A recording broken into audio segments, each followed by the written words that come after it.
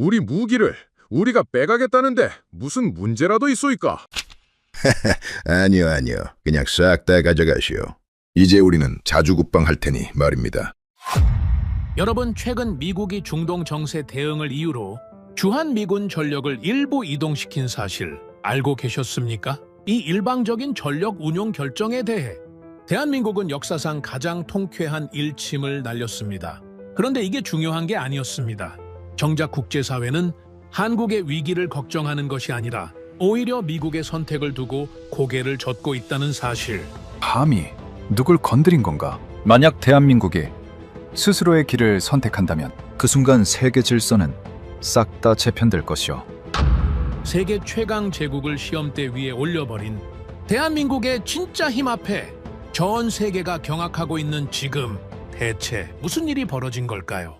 그 전에 잠깐 1초 만에 누를 수 있는 좋아요 버튼을 꾹 눌러주시면 영상 제작에 아주 큰 힘이 됩니다. 그럼 바로 시작하겠습니다. 그건 절대 안 됩니다. 한국이 만약 동맹을 끈차고 나오면 어떡할 겁니까? 회의실이 얼어붙었습니다. 펜타곤 지하 3층. 섬시 비명의 분석관이 일제히 저를 쳐다봤죠. 부장관이 헛웃음을 흘렸어요. 할로웨이, 자네 미쳤나? 한국이 왜 우리를 버려? 저는 한 발도 물러서지 않았습니다. 지금 우리가 한국에서 빼내는 게 뭔지 아십니까? F-16, 패트리엇, 사드, 한반도 핵심 방어 자산을 통째로 빼내는 결정입니다. 보통이라면 한국이 항의해야 정상이에요. 그런데 지금은 조용합니다. 너무 조용해요. 부장관이 차갑게 웃었죠. 받아들인 거겠지. 저는 천천히 답했습니다. 받아들인 게 아닙니다. 우리가 필요 없어진 겁니다. 회의실 누구도 입을 열지 못했어요. 제 이름은 리처드 할로웨이입니다. 미국 텍사스 출신이고 올해로 62세가 됐죠. 전 미 국방부 전략분석관 출신이고 현재는 국제안보 싱크탱크 수석 고문을 맡고 있습니다. 25년 넘게 전쟁과 전력 재배치, 전략만을 분석해온 사람이에요. 걸프전, 이라크전, 아프가니스탄, 미국이 발을 디딘 모든 전장의 보고서가 제 손을 거쳐갔습니다. 저에게는 한 가지 신념이 있었죠. 틀린 판단은 반드시 대가를 부른다는 것이었습니다. 그래서 저는 권위에 흔들리지 않았어요. 미국의 결정이라도 틀렸다 싶으면 단호하게 반박해온 사람이었죠. 그게 제가 25년 동안 살아남은 방식이었습니다. 그날 새벽 4시 17분 제 책상 위에 한 장의 긴급 보고서가 올라왔어요. 표지에 단 한 줄이 적혀 있었죠. 주한미군 전력 일부 중동 차출. 처음엔 평소와 다르지 않은 보고서로 보였습니다. F-16 7대 차출, 패트리어 3개 포대 반출. 그런데 마지막 줄에서 손이 멈췄어요. 사드 1개 포대 일부 이동. 그 글자를 본 순간 머릿속이 새하얘졌죠. 사드까지요? 저는 즉시 펜타곤으로 향했습니다. 차 안에서 머릿속이 복잡하게 돌아갔어요. 25년 동안 이런 보고는 본 적이 없었거든요. 한반도에 배치된 미군 핵심 방어 자산 3가지를 한꺼번에 빼낸다는 결정. 그게 단순히 운영의 문제로 끝날 일이 아니었습니다. 펜타곤 회의실에 도착했을 때 분위기는 이상하리만치 차분했죠.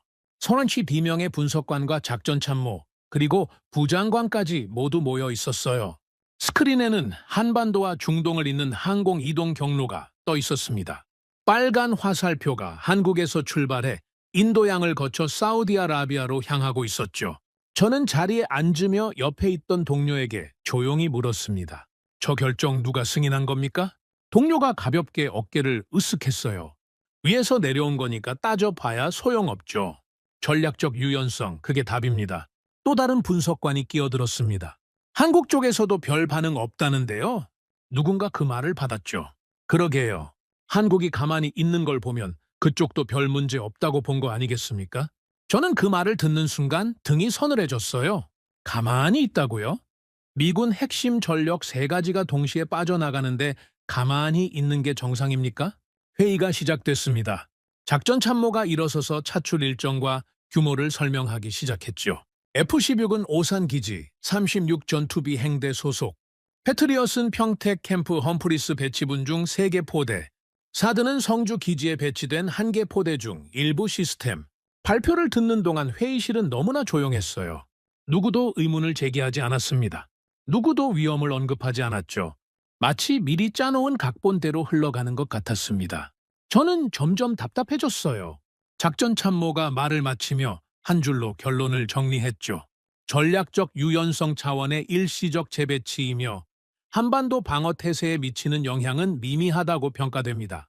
한국 측 반응도 매우 협조적입니다. 회의실 사람들 대부분이 고개를 끄덕였습니다. 부장관이 자리에서 일어섰어요. 추가 의견 있는 사람 있습니까? 저는 그 자리에서 처음으로 고개를 들었습니다. 그리고 천천히 손을 들었죠. 회의실 시선이 일제히 저에게 쏠렸습니다. 리처드 할로웨이입니다. 저는 자리에서 일어섰어요. 다리에 힘이 들어갔습니다. 25년 경력이 그 한순간에 압축되는 느낌이었죠. 그건 절대 안 됩니다. 회의실이 술렁였어요. 옆자리 동료가 제 옷자락을 살짝 잡아당겼습니다. 그만 앉으라는 신호였죠. 저는 무시했어요. 한국이 만약 동맹을 끈차고 나오면 어떡할 겁니까? 부장관이 헛웃음을 흘렸습니다. 할로웨이, 자네 미쳤나? 한국이 왜 우리를 버려? 옆자리 분석관이 따라 웃었어요. 박사님 너무 비약 아닙니까? 저는 그들을 둘러봤습니다. 다들 같은 표정이었어요. 한국이 미국을 버린다는 가정 자체가 우스운 농담이라는 표정이었죠. 저는 그 순간 깨달았습니다. 이 회의실에 모인 32명의 분석관, 누구도 한국이 미국을 떠날 가능성을 한 번도 진지하게 검토해 본 적이 없다는 사실을요. 우리는 한국이 영원히 우리 옆에 있을 거라고 믿어왔습니다. 한국은 우리를 떠날 수 없는 나라라고요. 그게 25년 미국 동맹 분석의 기본 전제였죠. 그런데 그 전제가 흔들리고 있었습니다. 한 가지만 묻겠습니다. 저는 부장관을 똑바로 바라봤어요. 지금 우리가 빼내는 전력이 어떤 의미를 갖는지 한국이 모를 거라고 생각하십니까? 모르고 받아들였을 거라고 보십니까? 부장관의 표정이 굳었습니다. 무슨 말이 하고 싶은 건가? 저는 천천히 말을 이었어요. 한국은 알고 있습니다.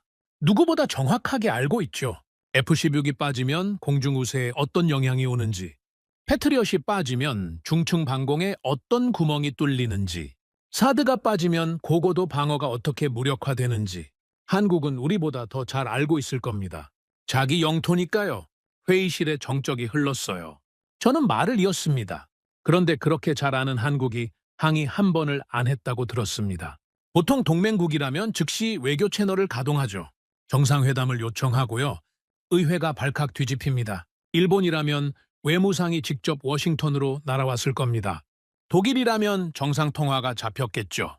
호주라면 공식 항의 성명이 나왔을 거예요. 그런데 한국은 침묵입니다. 부장관의 얼굴이 천천히 굳어가고 있었어요. 여러분, 25년 동맹 분석을 한 사람으로서 말씀드립니다.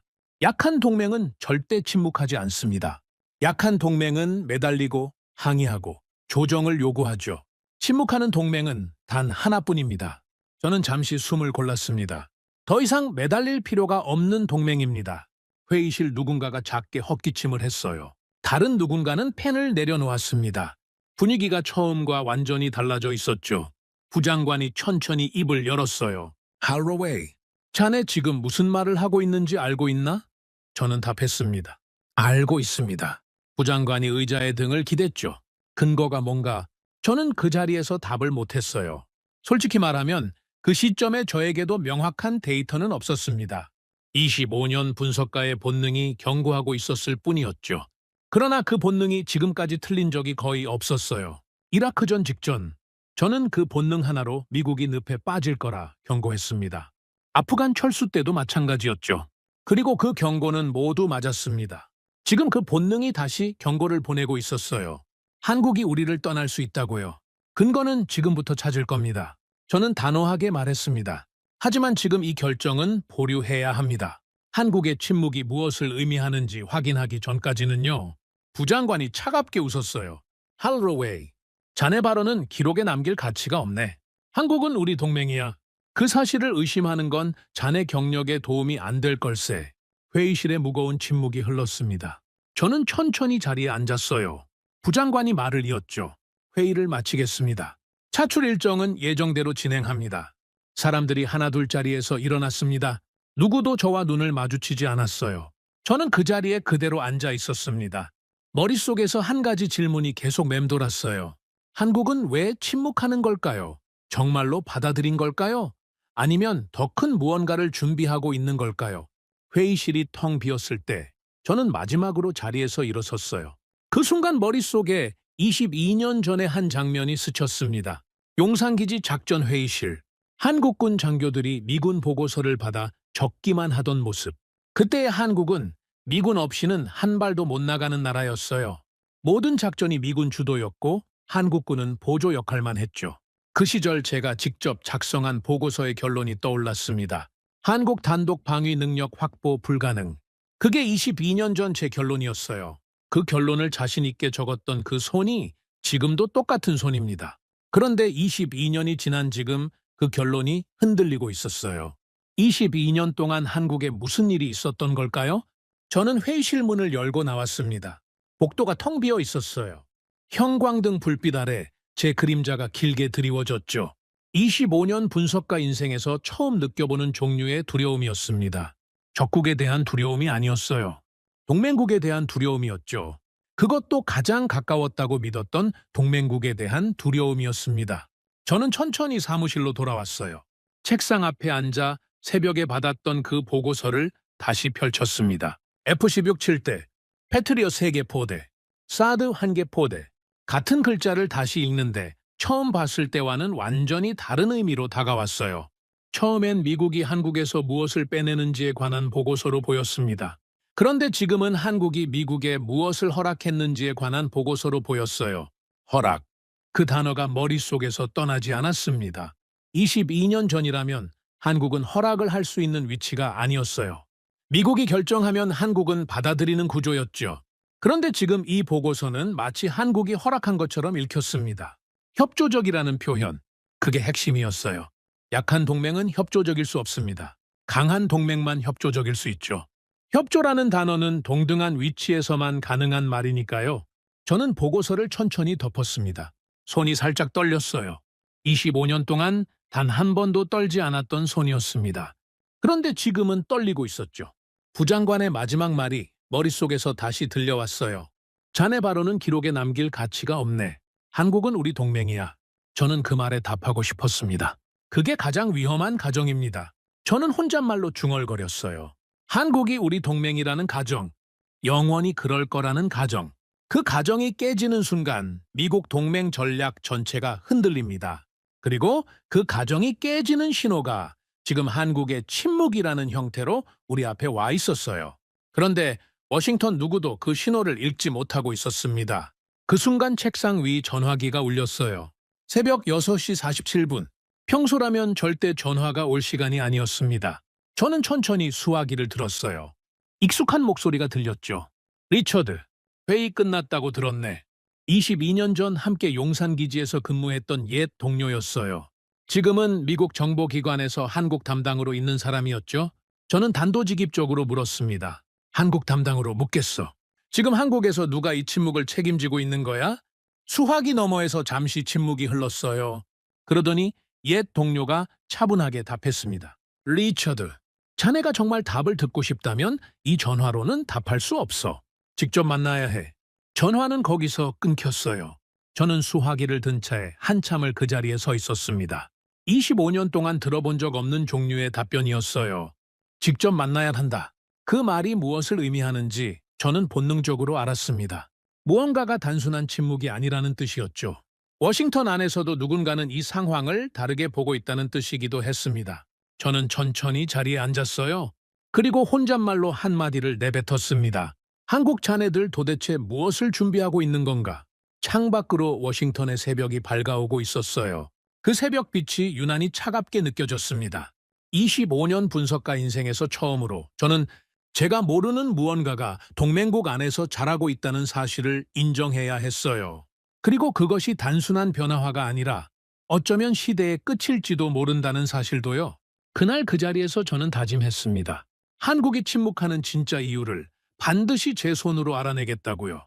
옛 동료를 만난 곳은 워싱턴 외곽의 한 작은 카페였습니다. 새벽 7시 30분. 도시가 아직 깨어나기 전이었죠. 카페 안에는 손님이 거의 없었습니다. 옛 동료 마이클 브래드포드는 창가 자리에 먼저 앉아 있었어요. 22년 전 용산기지에서 함께 근무했던 정보 장교였습니다. 지금은 미국 정보기관 한국 담당관 자리에 있는 사람이었죠. 저는 자리에 앉으며 단도직입적으로 물었습니다.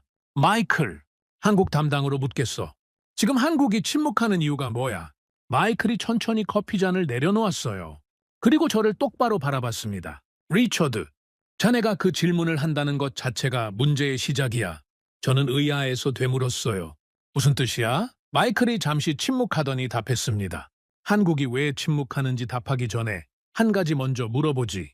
자네는 한국을 마지막으로 분석한 게 언제인가? 저는 잠시 생각했어요. 그리고 솔직하게 답했습니다. 22년 전 용산기지에서 작성한 보고서가 마지막이었어. 마이클이 천천히 고개를 끄덕였습니다. 그렇지. 그게 자네 답의 절반이야. 저는 의아했어요. 그게 무슨 말이야? 마이클이 커피를 한 모금 마셨습니다. 리처드, 자네만 그런 게 아니야. 미국 분석관 누구도 22년 동안 한국을 진지하게 분석한 적이 없어. 한국은 우리 동맹이니까, 우리 편이니까. 그래서 우리는 한국을 보지 않았지. 22년 동안 말이야. 저는 그 한마디에 가슴이 서늘했습니다. 마이클, 자네는 정보기관 한국 담당이잖아. 자네는 한국을 추적해야 하는 사람 아니야? 마이클이 가볍게 웃었어요. 리처드, 자네 그 직책의 진짜 의미를 모르는군. 한국 담당이라는 자리는 한국에서 일어나는 일을 미국 측에 보고하는 자리가 아니야. 한국 측 카운터파트와 정보를 교환하는 자리지. 그게 한국 담당의 진짜 역할이야. 저는 그 말에 입이 마르는 걸 느꼈습니다. 그러니까 정보 교환이지 정보 추적이 아니라는 거야? 마야, 그게 동맹국과 적국의 차이야. 적국은 추적하지. 동맹국은 교환해. 그런데 교환할 때는 상대가 보여주는 만큼만 받게 돼 있어. 그게 함정이야. 저는 천천히 커피잔을 내려놓았어요. 25년 분석가 인생에서 가장 충격적인 한마디였습니다. 미국이 한국을 추적하지 않았다. 동맹이라는 이유로요? 그래서 한국이 무엇을 하고 있는지 우리는 모르고 있었습니다. 22년 동안요? 그럼 자네가 보기에 지금 한국은 어떤 상태야? 마이클이 잠시 창밖을 바라봤습니다. 그리고 천천히 답했어요. 리처드, 솔직하게 말하지. 나도 잘 몰라. 내가 받는 정보는 한국이 보여주는 정보뿐이야. 한국이 안 보여주는 영역이 얼마나 되는지 그건 나도 알 수가 없어. 마이클이 잠시 멈췄습니다. 그런데 한 가지는 확실해. 자네가 회의실에서 한 그 말, 그게 맞아. 저는 마이클을 바라봤어요. 한국이 침묵하는 건 받아들인 게 아니야. 우리가 필요 없어졌기 때문일 가능성이 높아. 저는 한참 동안 답을 못했습니다. 카페 안식에 초침 소리만 들렸어요. 마이클이 말을 이었습니다. 리처드, 자네가 22년 전에 직접 본 한국을 떠올려봐. 그때 한국이 어땠는지 가장 잘 아는 사람이 자네야. 그 한국이 지금까지 가만히 있었다고 보나? 22년 동안 매년 무언가 하지 않았겠어? 저는 천천히 눈을 감았습니다. 22년 전 용산기지의 한 장면이 머릿속에 떠올랐어요. 2003년 봄, 한미연합사령부 작전회의실. 저는 그 자리에 미군 측 전략분석관으로 들어가 있었죠. 그날 회의 주제는 한반도 유사시 작전계획 점검이었습니다. 미군 측 작전참모가 발표를 했어요. 한국군 측 장교들 15명이 그 발표를 받아 적고 있었죠. 누구도 질문하지 않았습니다.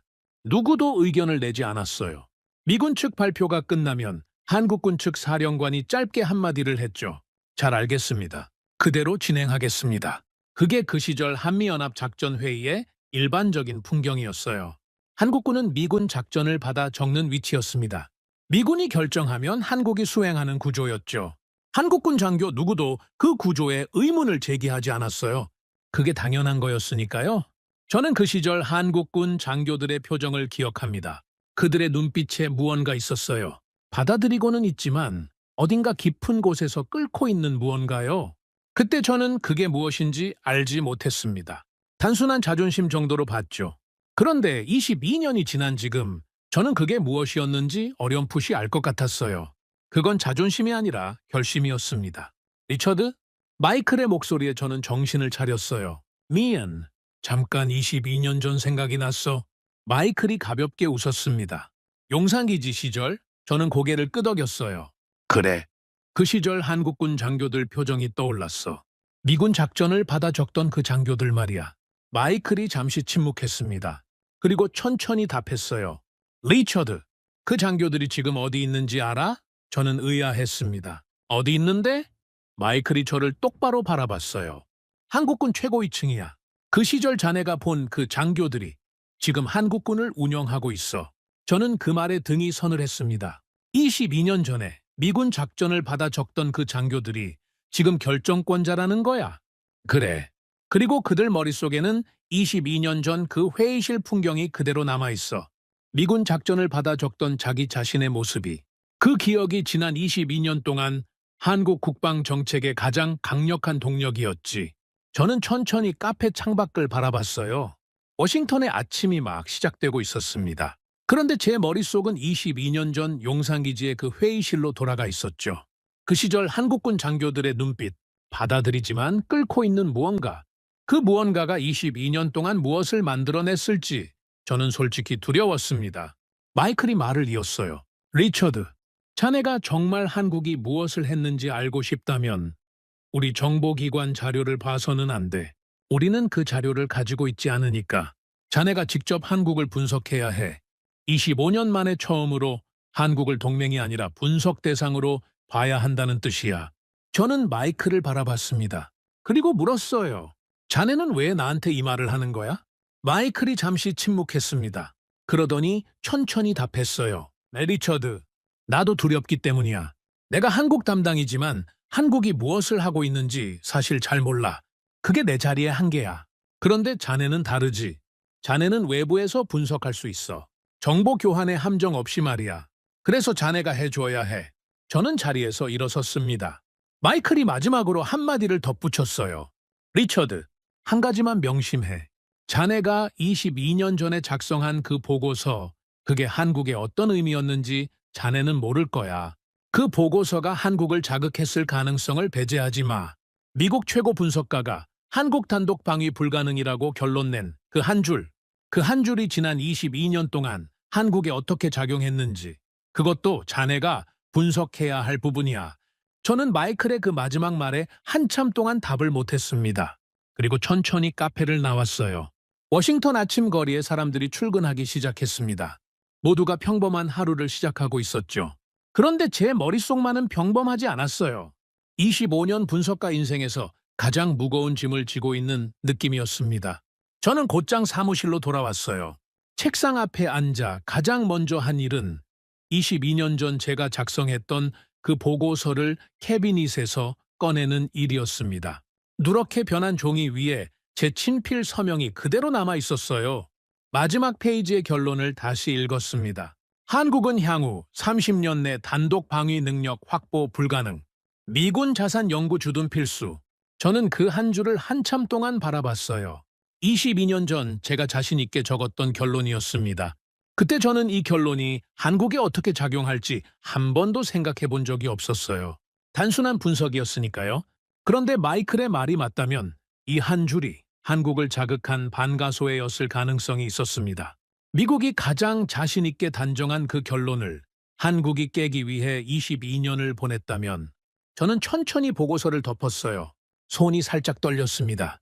25년 분석가 인생에서 처음으로 제가 작성한 보고서가 부메랑이 되어 돌아오는 느낌이었어요. 그것도 가장 가까운 동맹국으로부터 말이죠. 저는 새 노트를 펼쳤습니다. 그리고 첫 줄에 한 문장을 적었어요. 한국이 22년 동안 무엇을 했는가? 분석 대상은 한국이다. 펜을 든 손이 무거웠습니다.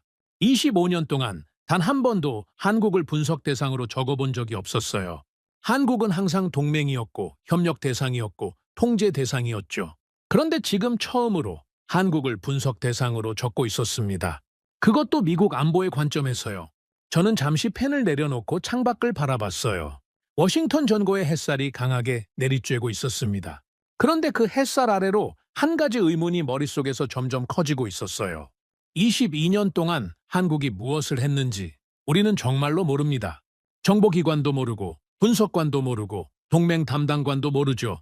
한국이 보여준 만큼만 우리는 알고 있어요. 그렇다면 한국이 보여주지 않은 영역에서 무엇이 자라고 있을까요? 그 영역이 얼마나 클까요? 그리고 그 영역에서 자란 무언가가 지금 한국의 침묵으로 표현되고 있다면 저는 다시 펜을 들었어요.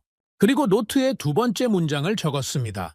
한국이 침묵하는 진짜 이유는 우리가 22년 동안 한국을 보지 않은 그 시간 안에 있다.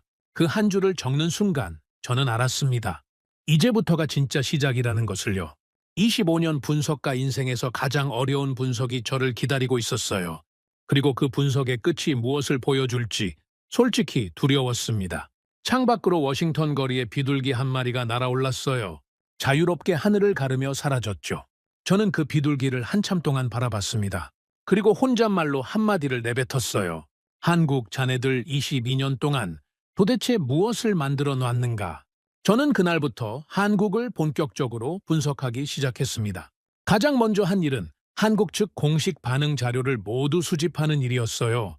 외교부, 국방부, 청와대, 의회, 모든 채널의 공식 입장을 시간 순으로 정리했습니다. 첫 통보가 들어간 시점부터 차출이 시작된 시점까지 정확히 72시간 동안 한국이 무엇을 말했는지 추적했어요. 결과는 충격적이었습니다. 외교부 공식 입장, 단 두 줄이었어요. 미국 측의 결정을 이해한다. 한미 동맹 기조의 변화는 없다. 국방부 공식 입장, 한 줄이었습니다.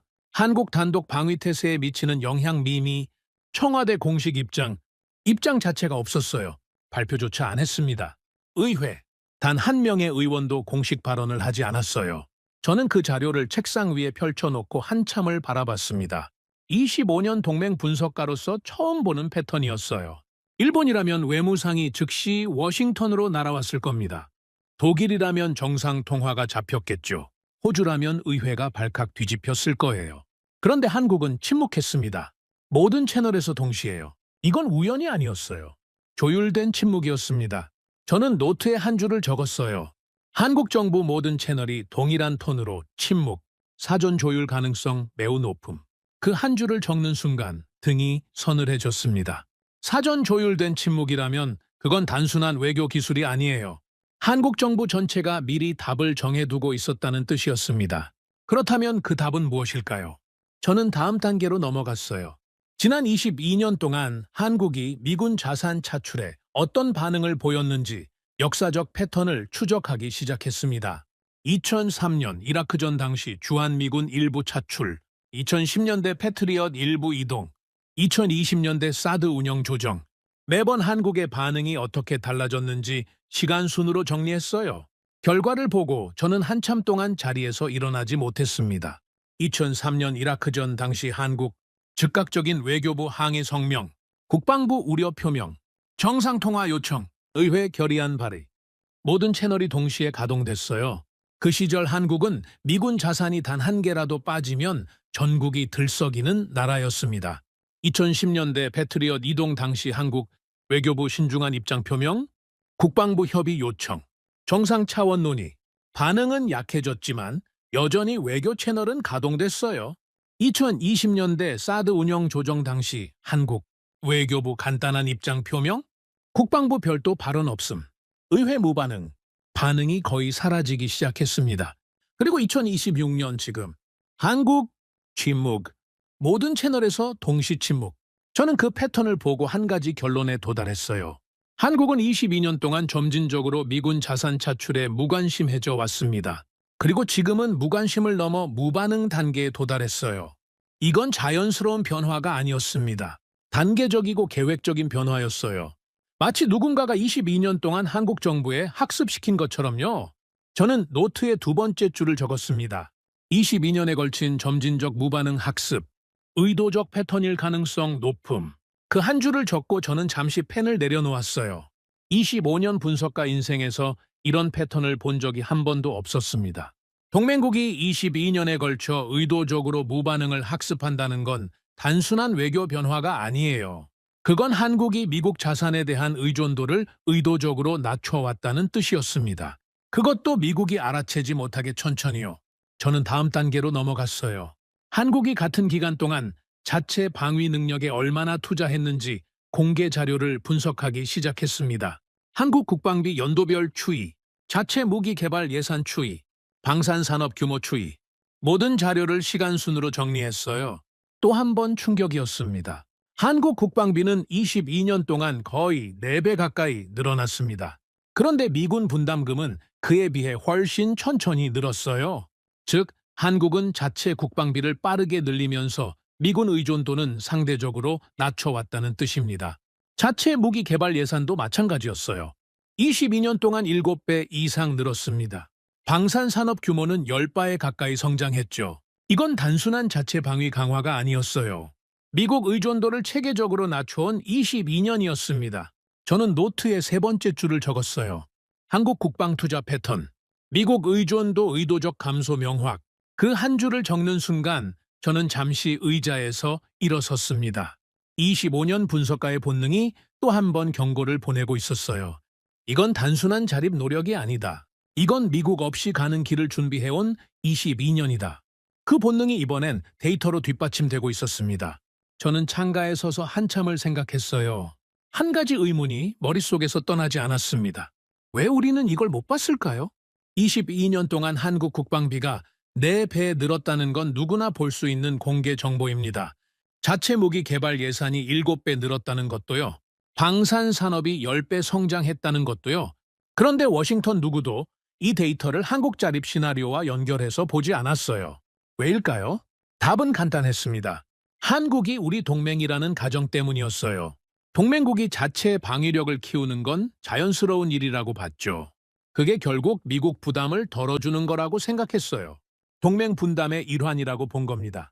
누구도 그 자체 방위력 강화가 미국 의존도를 낮추는 방향으로 향하고 있다는 가능성을 진지하게 검토하지 않았습니다. 이게 동맹 가정의 함정이었어요. 저는 자리로 돌아와 노트에 네 번째 줄을 적었습니다. 동맹 가정이 미국 분석의 사각지대를 만들었음. 한국은 그 사각지대를 활용함? 그 한 줄을 적고 나니 가슴이 무거워졌어요. 25년 동안 제가 동맹 분석을 해온 방식이 통째로 흔들리는 순간이었습니다.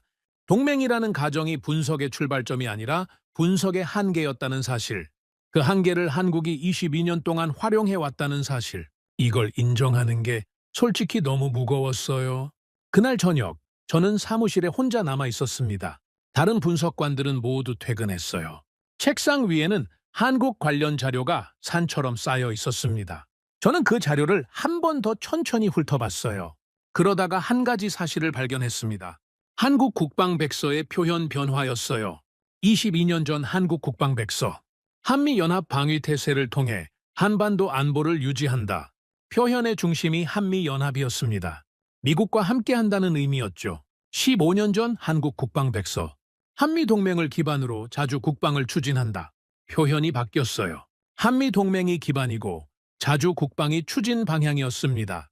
무게중심이 자주 국방으로 이동하기 시작했어요. 10년 전 한국 국방백서. 자주 국방 능력을 확보하고 한미동맹을 보완적으로 운용한다. 또 바뀌었어요. 이번엔 자주 국방이 주가 되고 한미동맹이 보완이 됐습니다. 5년 전 한국 국방백서. 독자적 방위 능력을 기반으로 동맹 협력을 확대한다. 더 결정적이었어요.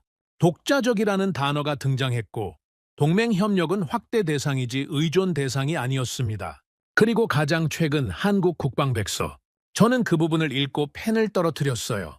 한국은 자국의 안보를 자국의 능력으로 책임진다. 자국이라는 단어가 2번 들어가 있었습니다. 한미동맹이라는 표현은 별도 항목으로 빠져 있었어요. 동맹은 더 이상 한국 안보의 핵심 표현이 아니었습니다. 부속 표현이었어요. 저는 그 한 줄을 한참 동안 바라봤습니다. 25년 분석가로서 가장 무서운 종류의 변화였어요. 한국이 자국 안보의 주체를 자국으로 명시하기 시작했다는 사실, 동맹을 핵심에서 부속으로 옮겼다는 사실, 이건 단순한 표현 변화가 아니었습니다. 한국이 동맹을 보는 시각 자체가 근본적으로 바뀐 거였어요. 그리고 워싱턴 누구도 이 표현 변화를 추적하지 않았습니다. 22년 동안요. 저는 자리에서 일어섰어요. 사무실 창밖으로 워싱턴 야경이 펼쳐져 있었습니다. 그 야경 아래로 한 가지 결론이 머릿속에서 점점 선명해지고 있었어요. 한국은 22년 동안 미국 없이 가는 길을 의도적으로 준비해왔다. 그리고 지금 우리는 그 준비의 결과물 앞에 서 있습니다. F-16, 패트리엇, 사드 차출에 한국이 침묵하는 이유가 그것이었어요. 자국의 안보를 자국의 능력으로 책임진다는 한국 국방백서의 그 한 줄. 그게 한국의 진짜 답이었습니다. 저는 다시 책상 앞에 앉았어요. 그리고 노트에 마지막 한 줄을 적었습니다. 한국의 침묵은 우연이 아니다. 22년에 걸친 준비의 결과다. 그 한 줄을 적는 순간 저는 어렴풋이 알았어요. 이게 끝이 아니라는 사실을요. 한국이 22년 동안 준비해온 그 길의 끝에는 우리가 아직 보지 못한 무언가가 더 있을 거라는 직감이 들었습니다. 단순한 자체 방위 능력 확보 정도로 한국이 멈췄을 리가 없었어요. 22년이라는 시간은 그것보다 훨씬 긴 시간이었습니다. 저는 천천히 자리에서 일어섰어요. 그리고 책상 위에 펼쳐진 자료를 한 장씩 정리하기 시작했습니다. 다음 단계로 넘어갈 시간이었어요. 한국이 22년 동안 준비해온 결과물이 무엇인지 구체적으로 들여다볼 차례였습니다. 사무실 형광등 불빛 아래에서 저는 혼잣말로 한마디를 내뱉었어요. 한국 자네들이 만들어 놓은 그 카드, 이제 내가 직접 보겠네. 창밖 워싱턴 밤하늘에 별이 하나 떠 있었습니다. 그 별을 한참 동안 바라봤어요. 25년 분석가 인생에서 가장 긴 밤이 막 시작되고 있었습니다. 다음 날 새벽, 저는 한국 자체 무기체계 데이터를 본격적으로 추적하기 시작했습니다. 가장 먼저 들여다본 건 한국의 자체 방공망이었어요. 미군 패트리엇과 사드가 빠지면 한반도 방공에 어떤 공백이 생기는지, 그리고 한국이 그 공백을 무엇으로 채우려는지 확인해야 했습니다. 저는 한국방위사업청 공개 자료를 펼쳤어요. 천궁이라는 미사일 시스템 이름이 가장 먼저 눈에 들어왔습니다. 22년 전 제가 한국에 있을 때는 들어본 적도 없는 이름이었어요.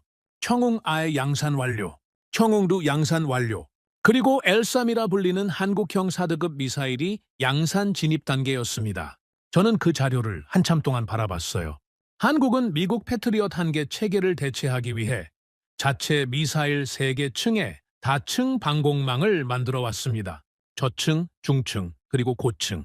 미군 자산이 한반도에서 빠질 모든 가능성을 22년 동안 자체 무기로 메워온 거였어요. 저는 노트에 첫 줄을 적었습니다. 한국 자체 다층 방공망 거의 완성 단계. 미군 패트리엇 공백 자체 대응 가능. 그 한 줄을 적고 저는 잠시 펜을 내려놓았어요. 그런데 그게 끝이 아니었습니다. 다음 자료를 펼치는 순간 저는 의자에서 천천히 등을 떼고 앉았어요. 한국 천궁 투라이가 아랍에미리트와 대규모 수출 계약을 체결한 자료가 눈앞에 있었습니다. 그것도 단순한 시범 도입이 아니었어요. 본격적인 다개년 도입 계약이었습니다. 저는 그 자료를 2번 읽었어요. 그리고 3번 읽었습니다. 아랍에미리트는 중동 국가입니다. 그리고 미국이 한반도에서 빼낸 패트리엇이 향하고 있는 곳도 중동이에요. 같은 지역, 같은 방공 수요. 그런데 그 지역의 한 나라는 이미 미국 패트리엇 대신 한국 천궁을 선택했습니다. 저는 펜을 들고 다음 줄을 적었어요. 중동 일부 국가, 미국 패트리엇 대신 한국 방공 체계 선택. 미국 자산 이동 방향과 정확히 동일 지역. 그 한 줄을 적는 순간 손이 멈췄습니다. 25년 분석가의 본능이 또 한 번 경고를 보냈어요. 이건 우연이 아니다. 미국이 한반도에서 빼낸 자산이 중동으로 향하는 그 시점에 그 중동의 일부 국가는 이미 한국 방공 체계를 선택해놓고 있었어요. 마치 누군가 두 그림을 미리 맞춰놓은 것 같았습니다. 저는 다음 자료를 펼쳤어요. 사우디아라비아 관련 자료였습니다. 사우디는 아랍에미리트보다 훨씬 큰 시장이에요. 중동 방공 수요의 핵심 국가죠. 그 사우디가 한국 방공 체계 도입을 진지하게 협상 중이라는 자료가 있었습니다. 미국 패트리엇 추가 도입 대신 한국 천궁 도입을 검토하는 단계였어요. 저는 그 자료를 보고 한참 동안 자리에서 일어나지 못했습니다. 25년 동안 미국 무기 시장의 가장 안정적인 고객이었던 사우디가 미국 무기 대신 한국 무기를 검토하고 있다는 사실. 그게 한 가지 사실을 명확하게 보여주고 있었어요. 중동 방공 시장에서 미국과 한국이 경쟁하는 시대가 왔다. 그리고 그 경쟁은 한국이 일방적으로 유리한 경쟁이었습니다. 한국 무기는 가격이 더 저렴했어요. 양산 속도가 더 빨랐습니다. 성능은 미국 무기와 동등하거나 일부 영역에서는 더 우수했어요.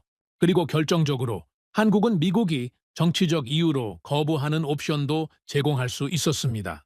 기술 이전, 현지 생산, 맞춤형 사양. 미국이 동맹국에게도 잘 안 주는 것들을 한국은 거리낌 없이 제공했어요. 저는 노트에 3번째 줄을 적었습니다. 한국 방사는 미국이 막아놓은 시장 영역까지 진출. 미국 통제권 밖의 무기 공급자로 부상. 그 한 줄을 적고 저는 천천히 자리에서 일어섰어요. 사무실 창가에 한참을 서 있었습니다. 한 가지 그림이 머릿속에서 점점 선명해지고 있었어요. 미국이 한반도에서 패트리엇을 빼냈습니다. 그 패트리엇은 중동으로 갔어요. 그런데 그 중동에서는 일부 국가가 이미 한국 천궁을 선택해 놓고 있었습니다. 그리고 한국은 한반도에서 미군 패트리엇이 빠진 자리를 자체 천궁으로 메우고 있었어요. 이게 무슨 그림입니까? 미국이 한국에서 무기를 빼서 중동에 보냈는데 그 중동에는 이미 한국 무기가 깔리고 있었습니다. 그리고 한국에는 빠진 자리를 채울 한국 무기가 따로 있었어요. 결국 미국은 자기 무기를 한국에서 중동으로 옮기는 동안 한국은 그 두 시장에서 동시에 입지를 확장하고 있었던 겁니다. 이건 단순한 무기 시장 경쟁이 아니었어요. 미국이 빠진 자리를 한국이 동시에 두 곳에서 채우는 구조였습니다. 저는 자리로 돌아와 노트에 네 번째 줄을 적었어요. 미국 자산 이동은 한국 시장 확장의 통로가 됐다. 미국이 빠진 곳을 한국이 채우는 이중 구조 형성. 그 한 줄을 적는 순간 가슴이 무거워졌습니다. 25년 분석가 인생에서 가장 충격적인 구조였어요. 동맹국이 우리가 빠진 자리를 채운다. 그것도 한 곳이 아니라 두 곳에서 동시에요.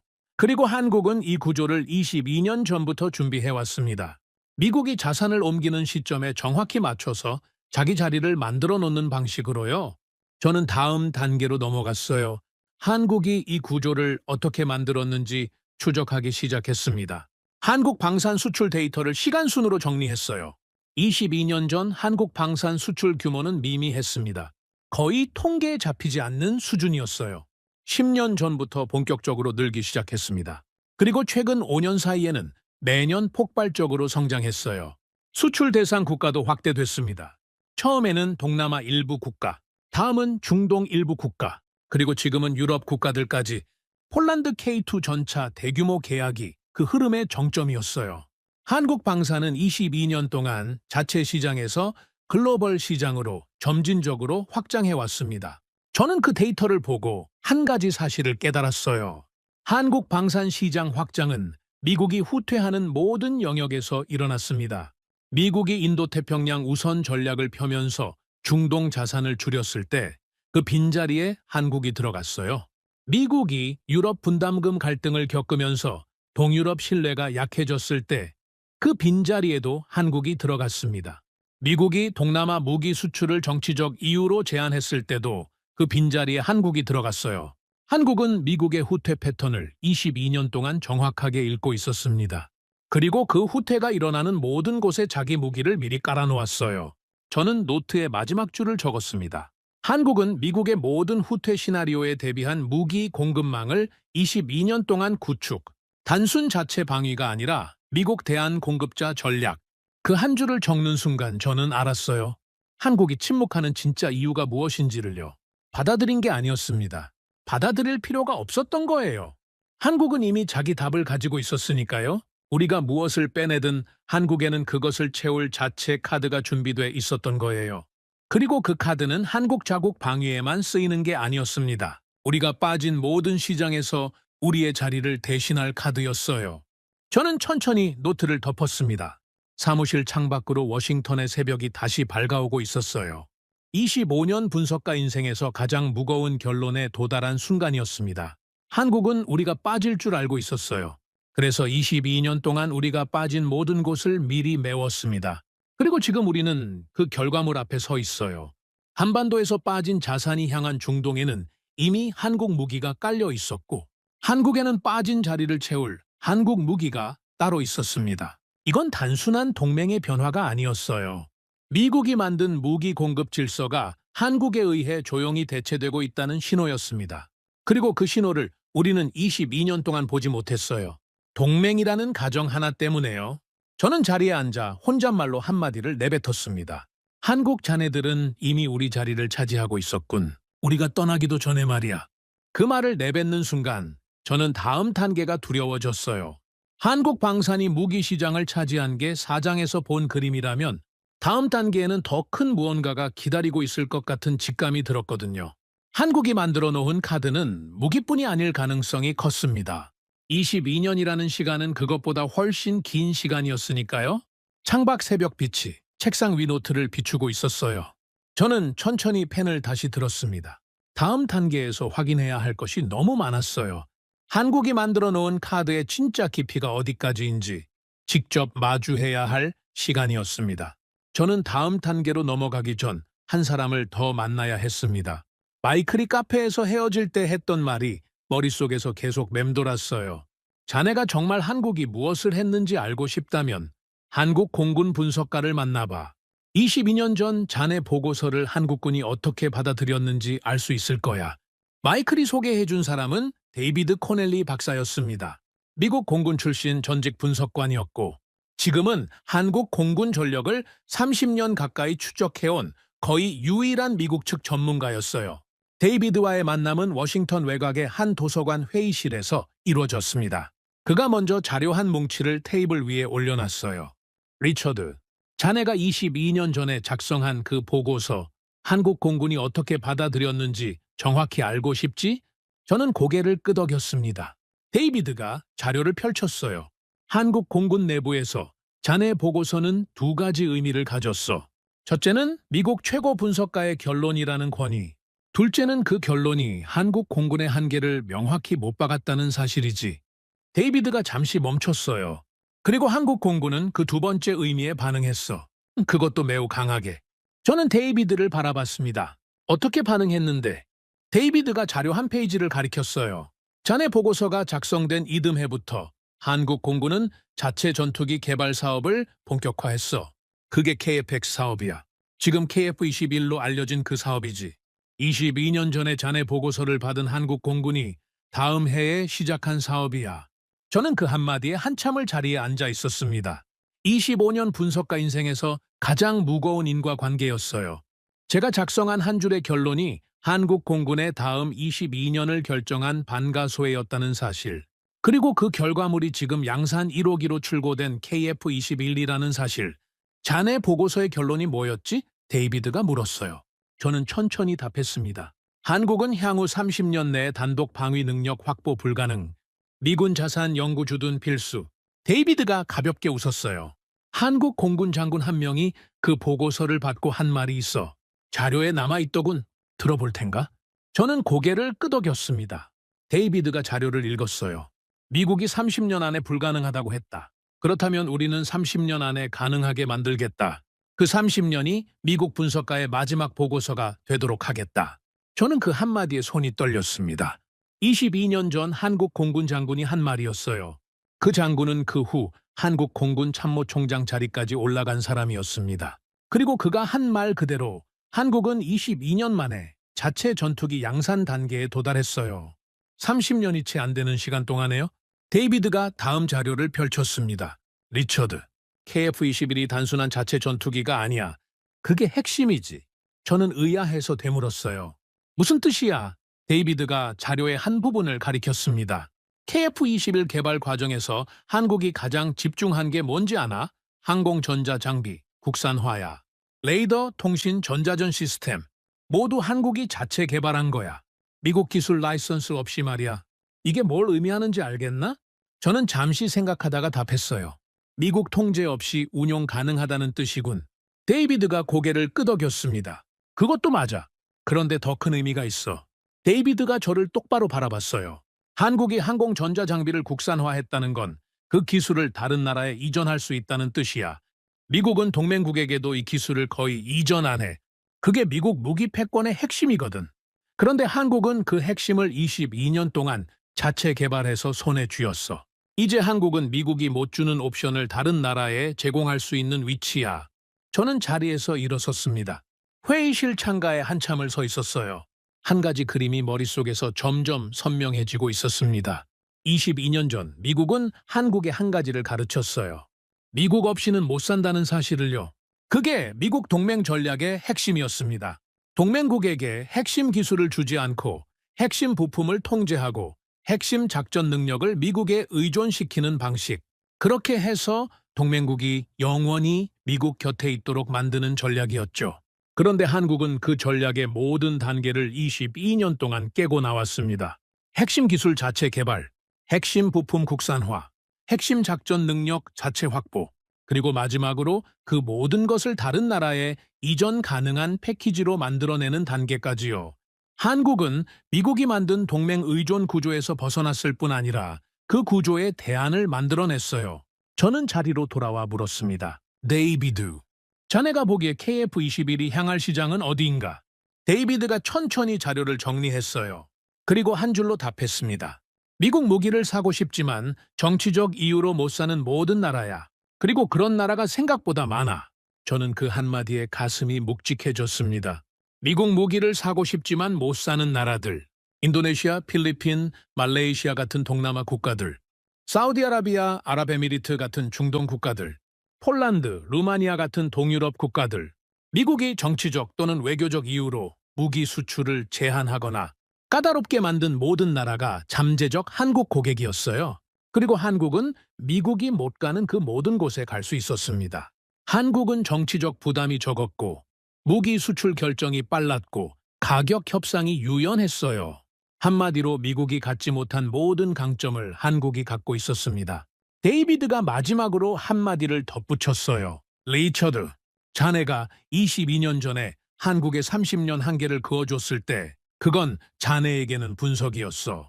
한국에게는 도전장이었지. 그리고 한국은 그 도전장을 받아들인 뒤로 단 한 번도 멈추지 않았어. 22년 동안 매년 한 단계씩 자네 결론을 깨왔어.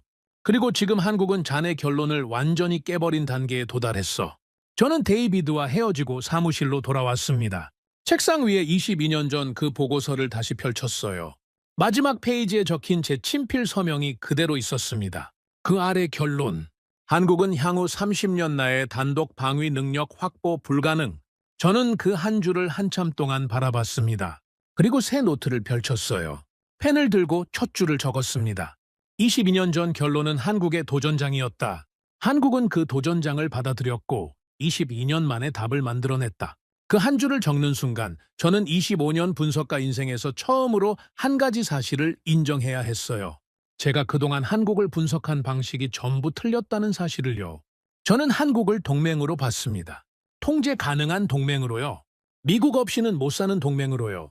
그런데 한국은 그 모든 가정을 22년 동안 조용히 깨고 있었어요. 그리고 지금 한국은 미국 동맹 분석의 모든 전제 밖에 서 있는 나라였습니다. 저는 노트에 두 번째 줄을 적었어요. 한국은 미국 동맹 분석의 모든 전제를 깨버린 첫 번째 사례. 통제 가능 동맹에서 통제 불가능 파트너로 이동 완료. 그 한 줄을 적는 순간 가슴이 묵직해졌습니다. 통제 불가능 파트너. 25년 동안 단 한 번도 동맹국에 적용해 본 적이 없는 표현이었어요. 적국에 쓰는 표현이었으니까요. 그런데 지금 그 표현을 동맹국 한국에 쓰고 있었습니다. 그리고 그게 한국의 진짜 위치였어요. 저는 천천히 펜을 내려놓았습니다. 사무실 창밖으로 워싱턴의 저녁 노을이 지고 있었어요. 그 노을 아래로 한 가지 의문이 머릿속에서 점점 커지고 있었습니다. 한국이 통제 불가능 파트너가 됐다면 미국은 이제 한국을 어떻게 다뤄야 할까요? 22년 동안 한국을 동맹으로 가정해온 미국 동맹 전략은 그 가정이 깨지는 순간 어떻게 작동할까요? 그리고 한국이 미국의 통제 밖으로 나갔다면 한국은 이제 무엇을 할 수 있을까요? 저는 자리에서 일어섰어요. 머릿속에서 한 가지 결론이 점점 선명해지고 있었습니다. 한국이 만들어 놓은 카드는 무기뿐이 아닐 가능성이 컸어요. 다음 단계에서 한국이 무엇을 할 수 있을지 그게 진짜 무서운 부분이었습니다. 22년 동안 무기 공급 질서까지 만들어낸 한국이라면 그 다음에는 동맹의 구조 자체를 흔들 수 있는 카드를 쥐고 있을 가능성이 높았어요. 저는 혼잣말로 한마디를 내뱉었습니다. 한국 자네들이 다음으로 꺼낼 카드는 무엇인가? 그 질문이 머릿속에서 떠나지 않았어요. 25년 분석가 인생에서 가장 두려운 질문이었습니다. 그리고 그 답을 찾는 게 다음 단계였어요. 다음 단계의 분석은 사흘이 걸렸습니다. 저는 사무실에 거의 갇혀 살았어요. 한국이 무기 공급 질서까지 만들어냈다면 그 다음 단계에서 무엇을 할 수 있는지 확인해야 했습니다. 25년 분석가의 본능이 한 가지 방향을 가리키고 있었어요. 한국은 무기에서 멈추지 않을 거라는 직감이었습니다. 저는 한국의 외교 패턴부터 다시 봤어요. 22년 동안 한국이 어떤 나라들과 어떤 협력을 맺어왔는지 시간 순으로 정리했습니다. 결과는 충격적이었어요. 한국은 22년 동안 미국이 잘 못 가는 모든 나라와 조용히 친해져 왔습니다. 폴란드. 한국은 K2 전차와 K9 자주포를 대규모 수출했어요. 그런데 그게 끝이 아니었습니다. 폴란드 내 한국 무기 정비 시설 구축, 한국 기술자 현지 파견, 폴란드군 한국훈련소 입소. 한국과 폴란드 사이에 단순한 무기 거래를 넘어선 군사 협력 구조가 깔리고 있었어요. 베트남. 한국은 베트남에 자체 함정을 수출했습니다. 그리고 베트남군 장교들이 한국 해군에서 훈련받기 시작했어요. 베트남은 미국이 무기 수출을 매우 까다롭게 제한해온 나라입니다. 그런데 한국은 그 빈자리에 자연스럽게 들어가 있었어요. 인도네시아. 한국은 KF-21 공동개발 파트너로 인도네시아를 끌어들였습니다. 잠수함도 수출했어요. 인도네시아군 장교들이 한국군 학교에서 교육받는 시스템도 구축됐습니다. 저는 그 자료를 한참 동안 바라봤어요. 한 가지 패턴이 명확하게 보였습니다. 한국은 무기 수출을 핑계로 22년 동안 자체 군사협력 네트워크를 조용히 구축해왔어요. 그리고 그 네트워크에 속한 나라들 대부분이 미국이 통제하기 어려운 나라들이었습니다. 저는 노트에 첫 줄을 적었어요. 한국은 무기 수출을 매개로 자체 군사협력 네트워크 구축, 미국 통제 박동맹망 형성 진행 중. 그 한 줄을 적고 저는 잠시 펜을 내려놨습니다. 미국 통제 박동맹망. 25년 동안 단 한 번도 분석한 적이 없는 개념이었어요. 동맹은 미국이 만드는 거였습니다. 동맹국은 미국 동맹망의 일부가 되는 거였어요. 그게 미국 안보 전략의 기본이었죠. 그런데 한국은 그 기본을 깨고 있었습니다. 한국이 자체 동맹망을 만들고 있었어요. 그것도 미국이 들어가지 못하는 영역에서요. 저는 다음 단계로 넘어갔습니다. 한국이 이 자체 네트워크를 어떤 방향으로 끌고 가려는지 확인해야 했어요. 한국 외교부 공개 자료, 한국 국방부 협력 보고서, 한국 측 군사 협력 발표 문건, 모든 자료를 교차 분석했습니다. 한 가지 키워드가 반복적으로 등장했어요. 다자 안보 협력. 한국은 22년 동안 다자 안보 협력이라는 표현을 점진적으로 늘려왔습니다. 처음에는 한미동맹 보완 차원의 표현이었어요. 시간이 지나면서 한미동맹과 동등한 가치의 표현이 됐습니다. 그리고 최근에는 한미동맹과 별도로 추진되는 독립적인 협력 체계로 표현됐어요. 다자 안보 협력. 이 표현의 진짜 의미가 무엇일까요? 저는 한참을 분석한 끝에 한 가지 결론에 도달했습니다. 다자 안보 협력은 미국 중심 양자 동맹 구조의 대안이라는 뜻이었어요. 미국 한 나라에 의존하는 대신 여러 나라가 서로 협력하는 구조. 그 구조 안에서는 미국의 영향력이 상대적으로 약해집니다. 그리고 한국은 그 다자 구조의 핵심 허브가 될 수 있는 위치에 있었어요. 저는 노트에 두 번째 줄을 적었습니다. 한국이 추진하는 다자 안보 협력은 미국 중심 양자 동맹 구조에 대한 명백한 대안 제시. 그 한 줄을 적는 순간 가슴이 묵직해졌어요. 25년 분석가 인생에서 가장 무거운 결론이었습니다. 한국이 미국 동맹 구조의 대안을 만들고 있다는 사실, 그리고 그 대안에 이미 여러 나라가 합류하고 있다는 사실. 이건 단순한 외교적 다변화가 아니었어요. 미국 안보 패권의 근본적 도전이었습니다. 저는 자리에서 일어섰어요. 사무실을 한참 동안 서성였습니다. 머릿속에 한 가지 시나리오가 점점 선명해지고 있었어요. 한국이 어느 시점에 미국에 한 가지 통보를 한다면 어떻게 될까요? 이 통보는 동맹 파기가 아닙니다. 그보다 훨씬 정교한 방식이에요. 한미 동맹은 유지한다. 그러나 우리는 다자 안보 협력 체계를 본격 가동하기로 결정했다. 미국도 그 체계의 한 파트너가 될 수 있다. 이런 통보입니다. 동맹 파기가 아니라 동맹의 격하예요. 미국이 한국에게 유일한 안보 파트너에서 여러 파트너 중 하나로 격화되는 통보입니다. 이 통보가 나오면 미국은 어떻게 대응할 수 있을까요? 22년 전이라면 즉각적인 압박이 가능했습니다. 무기 공급 중단, 분담금 압박, 동맹 격화 위협, 모든 카드가 미국 손에 있었어요. 그런데 지금은 다릅니다. 한국은 자체 무기를 갖고 있어요. 자체 군사 협력 네트워크가 있습니다.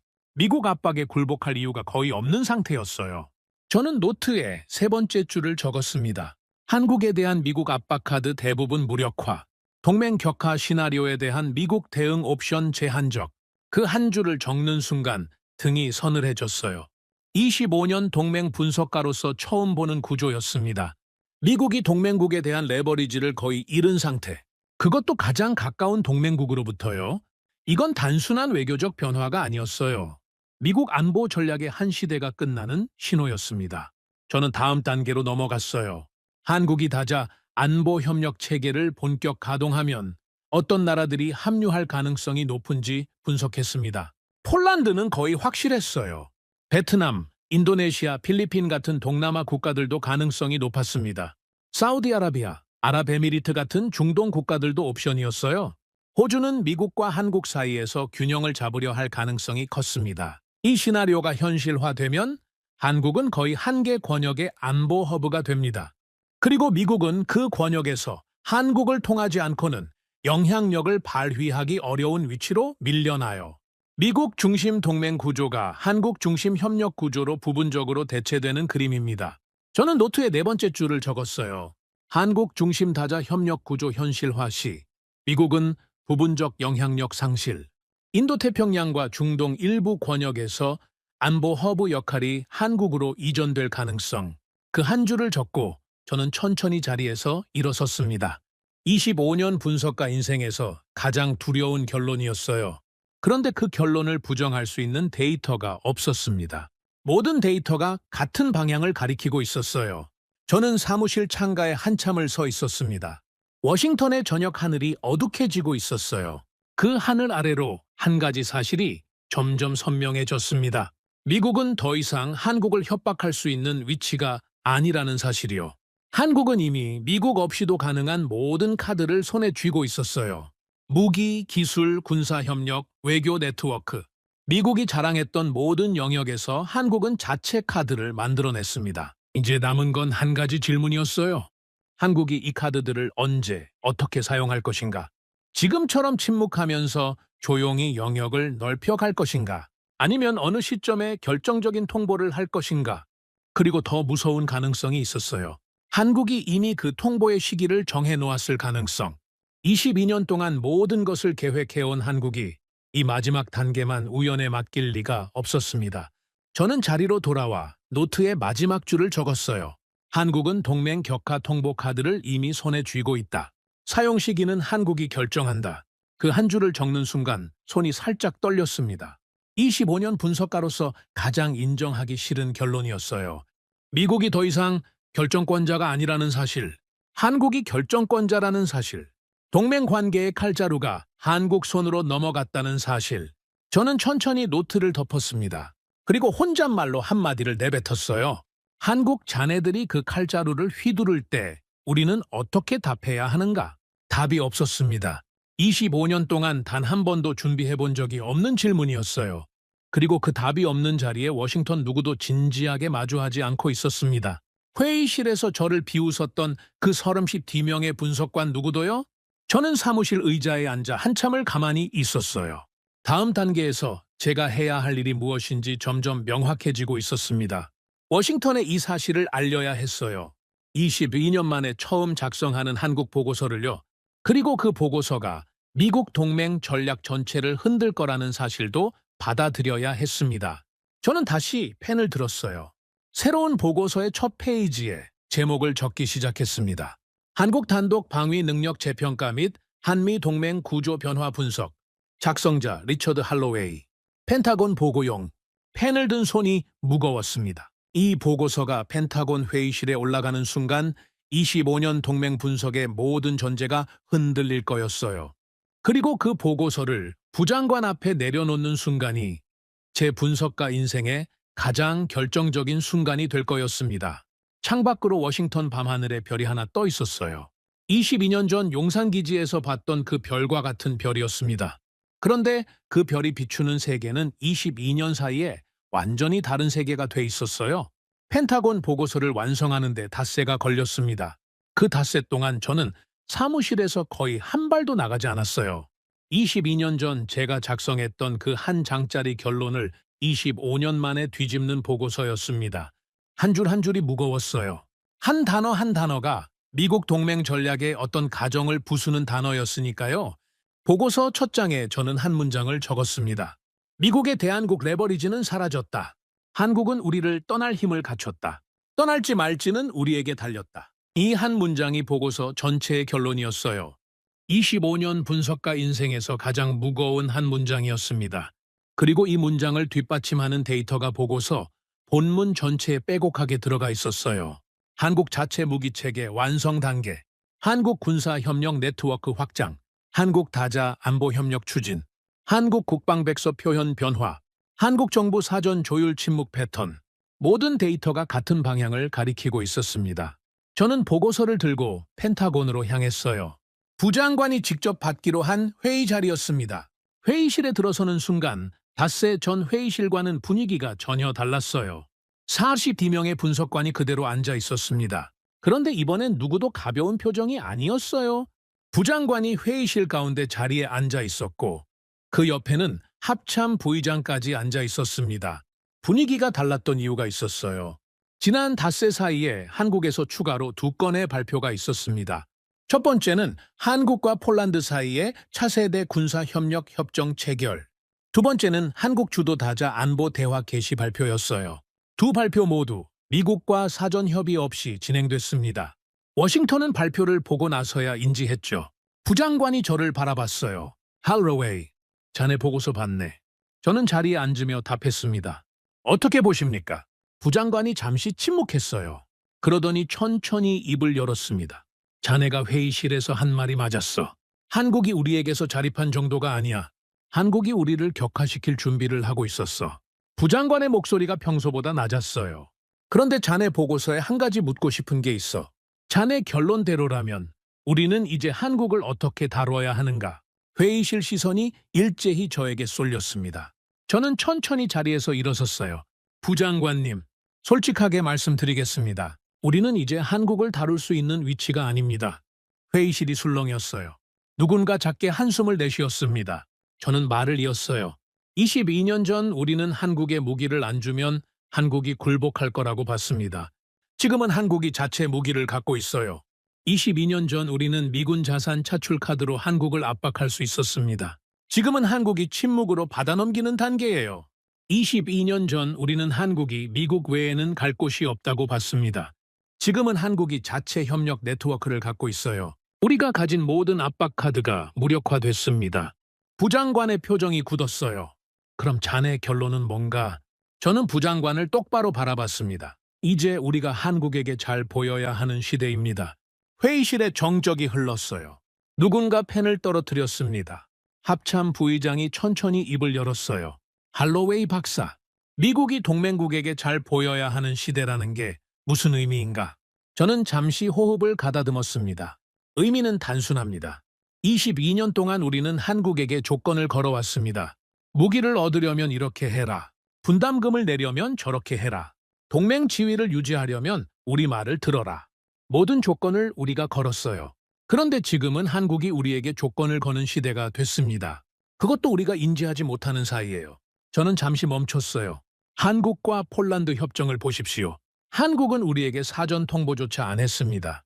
한국 주도 다자 안보 대화도 마찬가지예요. 한국은 우리의 동의가 필요 없는 단계에 도달했습니다. 그리고 이건 한국이 미국을 무시하는 게 아닙니다. 한국이 미국 동의를 더 이상 필요로 하지 않는 위치가 됐다는 뜻이에요. 부장관이 저를 한참 동안 바라봤습니다. 그러더니 천천히 물었어요.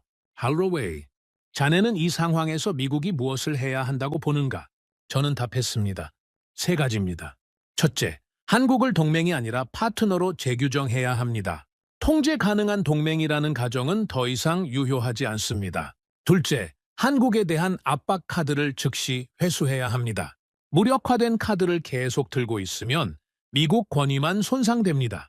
셋째, 한국이 만든 다자 협력 구조에 미국이 합류하는 방안을 검토해야 합니다. 우리가 만든 구조가 아니라 한국이 만든 구조에 우리가 들어가는 방식이에요.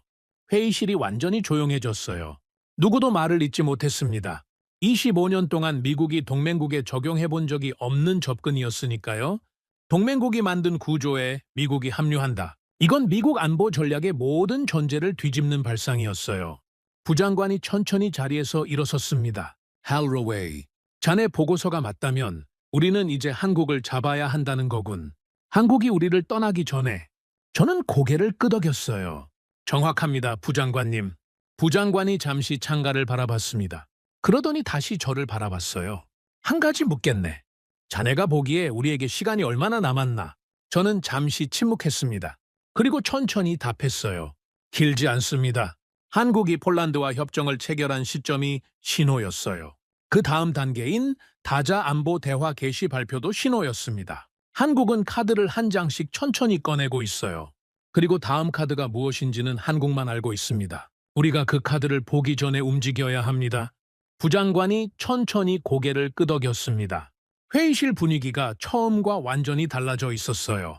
닷새 전에는 한국이 침묵하는 게 이상하다는 정도의 분위기였습니다. 지금은 한국이 미국을 격화시킬 준비를 하고 있다는 사실 자체를 받아들이는 분위기였어요. 닷새 만에 워싱턴의 한국 인식이 통째로 흔들리는 순간이었습니다. 회의가 끝나고 분석관들이 하나둘 자리에서 일어났어요. 누구도 가벼운 발걸음이 아니었습니다. 닷새 전 회의실에서 저를 비웃었던 그 사람들이 지금은 누구도 저와 눈을 똑바로 마주치지 못했어요. 그들도 알게 된 거였습니다. 한국이 만들어 놓은 카드의 진짜 무게를요. 저는 회의실을 나오며 한 가지 사실을 느꼈어요. 25년 분석가 인생에서 가장 무거운 보고를 마친 직후의 외로움이었습니다. 25년 동안 저는 미국의 강함을 분석해온 사람이었어요. 그런데 오늘 저는 미국의 약함을 보고했습니다. 그것도 가장 가까운 동맹국 앞에서의 약함을요. 복도를 걸으며 저는 22년 전 용산기지의 그 회의실을 다시 떠올렸어요. 미군 작전을 받아 적던 한국군 장교들, 그들의 눈빛에 깊은 곳에서 끓고 있던 무언가. 22년 전에는 그게 무엇인지 알지 못했던 그 무언가가 22년이 지난 지금 미국 동맹 전략 전체를 흔드는 결과물이 됐습니다. 저는 펜타곤 정문을 나서며 혼잣말로 한마디를 내뱉었어요. 한국 자네들의 22년이 우리의 25년 분석을 이겼군. 워싱턴 거리에 저녁 노을이 지고 있었습니다. 그 노을 아래로 한 가지 사실이 점점 분명해졌어요. 미국이 한국에게 조건을 걸 수 있던 시대가 끝났다는 사실, 그리고 한국이 미국에게 조건을 거는 시대가 시작됐다는 사실. 이 시대 변화를 우리는 22년 동안 보지 못했고 한국은 22년 동안 만들어 왔어요. 차에 시동을 걸며 저는 한 가지를 결심했습니다. 다음 단계 보고서를 준비해야 했어요. 한국이 만든 새로운 시대에서 미국이 어떻게 살아남아야 하는지에 관한 보고서였습니다. 그리고 그 보고서는 25년 분석가 인생의 마지막 보고서가 될 가능성이 컸어요. 펜타곤 건물이 100m 속으로 점점 작아졌습니다. 그 건물 안에서 25년 동안 만들어온 미국 동맹 전략의 한 시대가 오늘 회의실에서 조용히 막을 내리고 있었어요. 마지막 보고서를 마치고 일주일이 지났습니다. 펜타곤은 분주하게 움직이고 있었어요. 부장관은 한국 측에 새로운 차원의 협의를 요청했습니다. 합참 부의장은 다자, 안보 대화 참여 가능성을 검토하기 시작했어요. 25년 동안 한국에 조건을 걸어온 미국이 일주일 만에 한국에게 협의를 요청하는 입장으로 바뀌었습니다.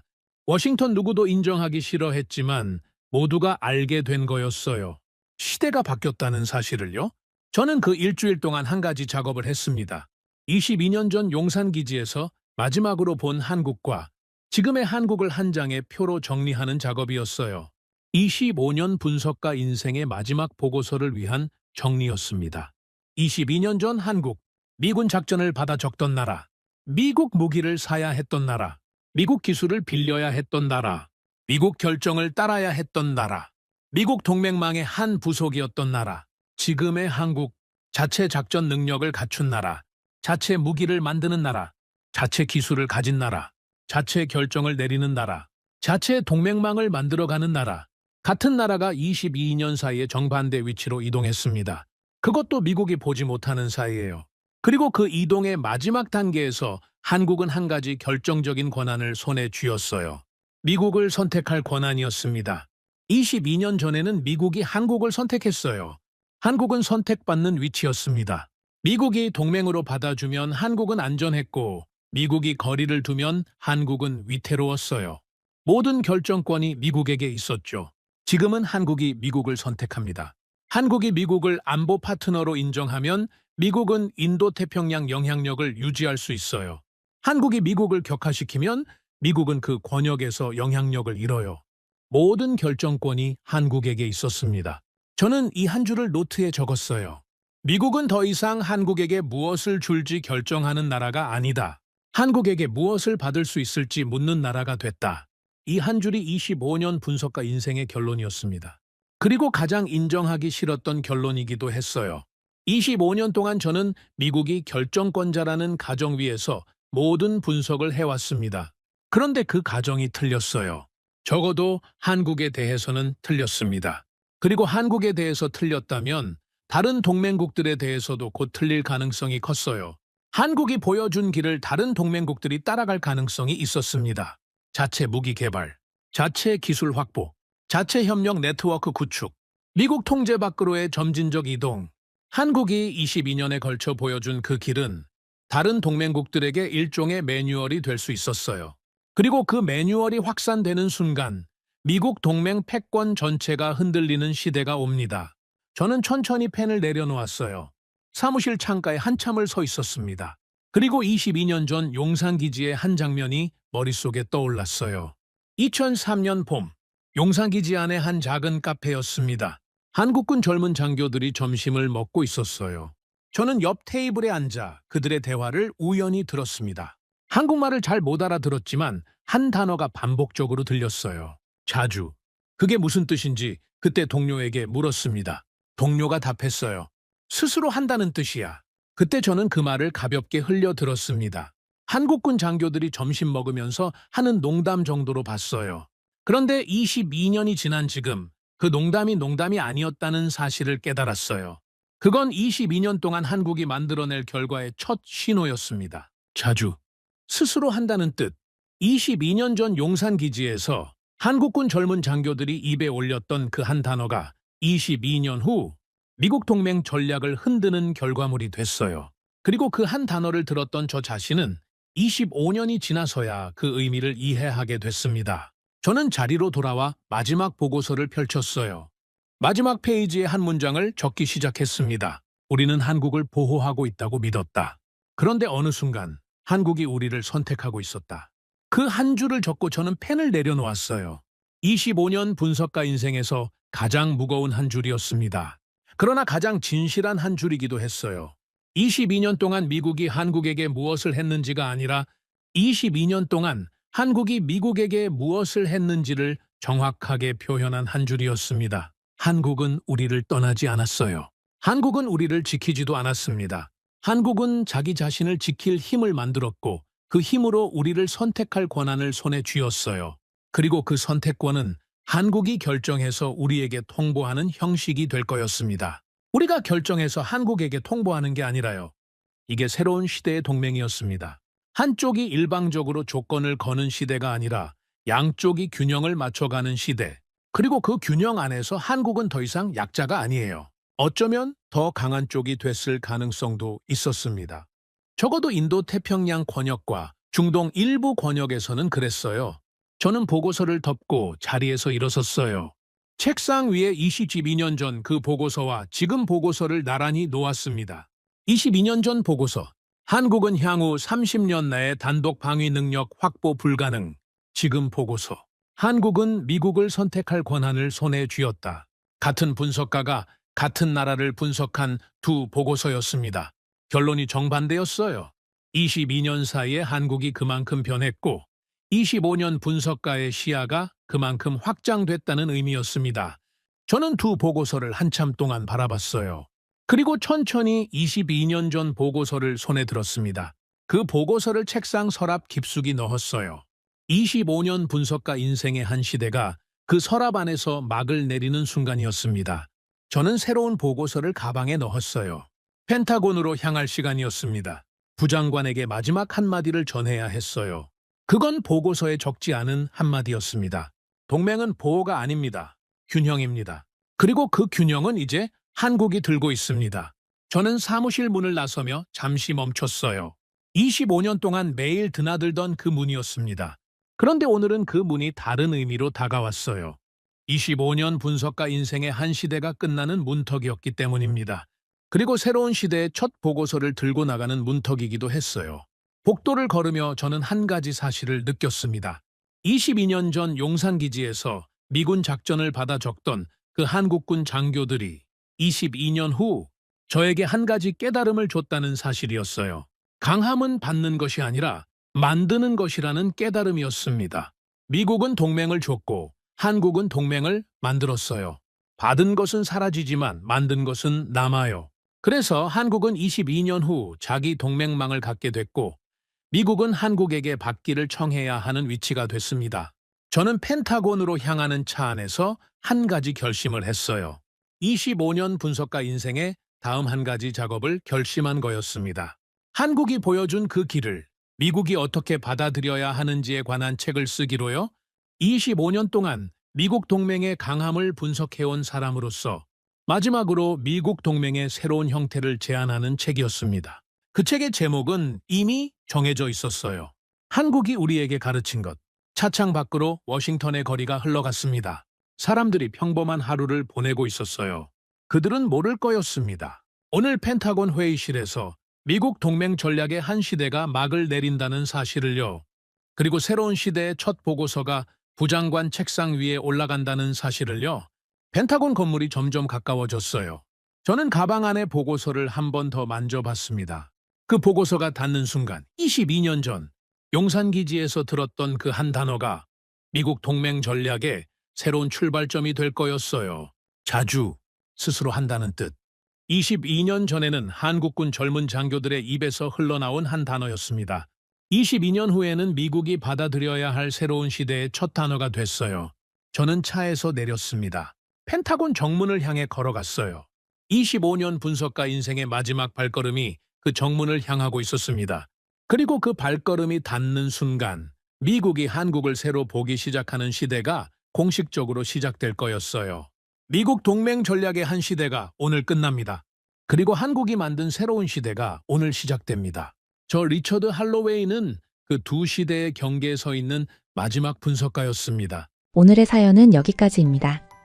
구독과 좋아요는 영상 제작에 아주 큰 힘이 됩니다. 지금까지 감동테라스 저는 소희였습니다. 오늘도 우리 구독자님들의 가정에 따뜻한 행복이 가득하시길 진심으로 바라겠습니다. 긴 영상 끝까지 시청해주셔서 정말 감사합니다. 내일 더 좋은 이야기로 찾아뵙겠습니다. 감사합니다.